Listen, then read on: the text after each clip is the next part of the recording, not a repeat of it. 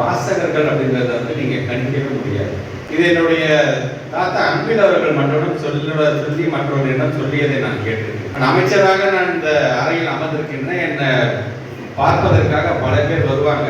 அப்படி வரும்போது கிழிஞ்சி போன சட்டை, கசங்கி போன சட்டை, அழுக்கேறிய சட்டையோடலாம் வருவாங்க.